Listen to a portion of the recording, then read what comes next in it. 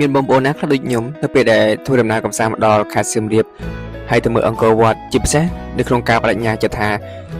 នឹងមើលថ្ងៃរះនៅប្រាសាទអង្គរវត្តឲ្យទាល់តែបានក៏ប៉ុន្តែស្រាប់តែការបដិញ្ញានោះប្រហែលជាអាសាបងដោយសារតែគេថាចាំបន្តិចរហូតដល់ថ្ងៃរះចាំងគូតអីចឹងណាសួស្តីអ្នកទាំងអស់គ្នាវិលមកកាន់វីដេអូរបស់ខ្ញុំថ្មីទៀតហើយឥឡូវនេះខ្ញុំនឹងនាំអ្នកទាំងអស់គ្នាទៅមើលថ្ងៃរះនៅប្រាសាទអង្គរវត្តតែម្ដងថាវាមានសភាពស្រស់ស្អាតបែបណាឥឡូវនេះគឺខ្ញុំធ្វើការចាក់ចេញពីស្ថានភាពរបស់ខ្ញុំហ្នឹងគឺតាំងពីម៉ោង 5 ម្លេះហើយនៅពេលដែលទៅដល់ហ្នឹងគឺឃើញថាភ្ញៀវទេសចរជាតិអន្តរជាតិច្រើនមែនទែនពួកគាត់កំពុងតែធ្វើការទៀបត្រារងចាំមើលថ្ងៃរះទាំងអស់គ្នាហើយមិនតែប៉ុណ្ណោះថែមទាំងមានគូស្នេហ៍ថ្មីថ្មោងគាត់មកធ្វើការថត wedding ផងដែរហើយនេះខ្ញុំជាមួយនឹងគូតំណែងរបស់ខ្ញុំគឺកំពុងតែធ្វើការរងចាំមើលថ្ងៃរះដូចគ្នាព្រមនៅយើងម្នាក់ៗនៅពេលដែលជាគូមិនថាជាគូសង្សារជាប្តីប្រពន្ធនេះនិយមទៅគឺសុទ្ធតែជានិស្ស័យទាំងអស់អញ្ចឹងយើងមិនដឹងថាយើងមានពេលនៅជាមួយគ្នាប៉ុណ្ណាមានពេលមើលថ្ងៃលិចថ្ងៃរះជាមួយគ្នា10ឆ្នាំប្រហែលដងទេអញ្ចឹងបើសិនជាមានពេលវេលាគឺយើងគួរតែបង្កើតពេលវេលាឲ្យល្អជាមួយគ្នាឲ្យបានកាន់តែច្រើនឡើងអីចឹងណាក្តីប្រាថ្នារបស់គាត់ហ្នឹងគឺគាត់ចង់មកមើលអង្គរវត្តនៅថ្ងៃរះហើយចំណែកខ្ញុំនេះគឺខ្ញុំច្រើននៅពេលដែលខ្ញុំមកអង្គរអញ្ចឹងគឺខ្ញុំអត់ដែលងើបទាន់អង្គរថ្ងៃរះយ៉ាងម៉េចទេហើយនេះគឺជាលើកដំបូងហើយក៏ជាបេសកកម្មមួយដែលខ្ញុំកំណត់ថានឹងងើបមើលថ្ងៃរះឲ្យទាល់តែបានហើយឥឡូវនេះថ្ងៃរះចាប់ផ្ដើមរះឡើងហើយនៅពេលដែលខ្ញុំទៅមើលប្រាសាទអង្គរវត្តនេះគឺថ្ងៃរះនេះគឺរះនៅម៉ោង 6:40 អញ្ចឹងបងប្អូនអាចមើលបាននៅខាងក្រោយទេសភាពដែលខ្ញុំធ្វើការថតចែកជូនបងប្អូនទស្សនាអញ្ចឹងណាហើយនៅពេលដែលថ្ងៃរះកាន់តែខ្ពស់គឺផ្ទៃពលឺពណ៌ស្មៅដែលនៅជុំវិញទីតាំងប្រាសាទអង្គរវត្តហ្នឹងគឺភ្លឺរលោងស្រស់ស្អាតមែនទែនតែយើងមិនអាចនឹងមានវិចារស្ដីហាឲ្យថាយ៉ាងម៉េចនឹងត្រូវអីចឹងណាតែយើងពិតជាគួរឲ្យកោតសរសើរមែនទែនចំពោះយើងនៅពេលដែលយើងកាត់មកជាកូនខ្មែរអញ្ចឹងជាពិសេសនៅលើទឹកដីដែលពោផង់សម្បូរទៅដោយសម្បត្តិវប្បធម៌ប្រវត្តិសាស្ត្រជាដើមបន្ទាប់ពីបេសកកម្មនៅក្នុងការមើលថ្ងៃរះរបស់ខ្ញុំបានជោគជ័យហើយឥឡូវនេះខ្ញុំកំពុងតែស្វែងរកអាហារដ្ឋាននៅក្បែរតំបន់រមណីយដ្ឋានក៏ដើម្បីធ្វើការហូបអីចឹងហើយបន្ទាប់ពីហូបរួចហើយខ្ញុំក៏ធ្វើការចូលទៅទិញក្អាវរូបដំរីខោរូបដំរីអីមកកន្លែងដែលនៅក្បែរហ្នឹងដែរនិយមទៅការពាក់ឬក៏ការចង់បានអាវដំរីអីនេះគឺ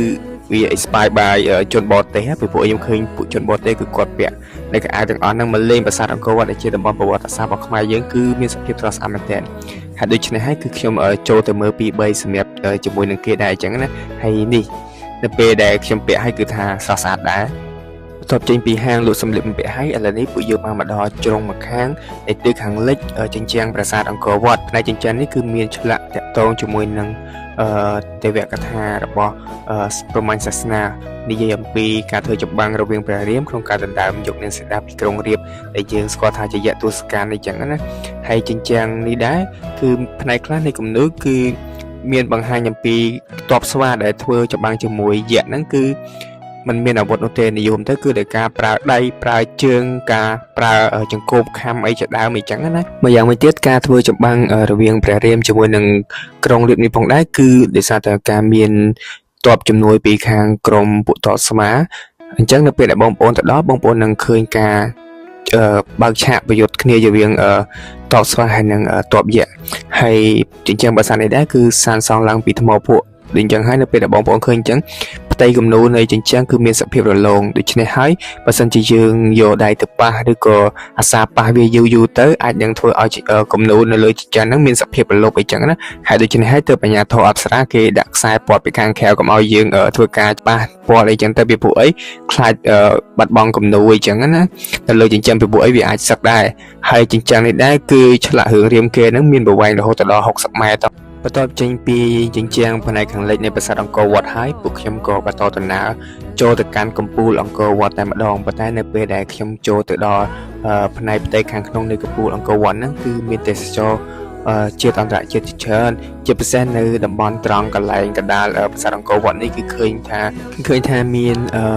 ទាំងភ្ញៀវទេសចរជាតិអន្តរជាតិគឺមានការចាប់អារម្មណ៍ជាច្រើនចំពោះនៅចំកណ្ដាលអង្គរវត្តនេះដែលសូនដឺការ៉េនេះគឺជាចំណុចកណ្ដាលនៃផែនដីតែម្ដងដែលគេជឿជាក់ថាប្រាសាទអង្គរវត្តគឺសាងសង់នៅត្រង់ចំណុចកណ្ដាលនៃផែនដីរបស់យើងតែម្ដងដែលនេះពិតជាអស្ចារ្យមែនទែនសម្រាប់ប្រជាជនខ្មែរយើងដោយការធ្វើដំណើរជុំវិញប្រាសាទអង្គរវត្តមានរយៈពេលរៀងយូរដែរ ខ្ញុំក៏អង្គុយធ្វើការសម្រាប់បន្តិចយកកម្លាំងព្រមទាំងជាមួយនឹងការធ្វើការថតវីដេអូ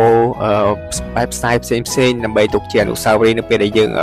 ធ្វើដំណើរមកកាន់អង្គរវត្តនេះហើយមិនតែប៉ុណ្ណោះលើពីនេះទៅទៀតនៅពេលដែលឃើញខ្ញុំកំពុងតែថតគឺគូទៅដឹងរបស់ខ្ញុំគាត់ថាគាត់សុំចូលដែរគាត់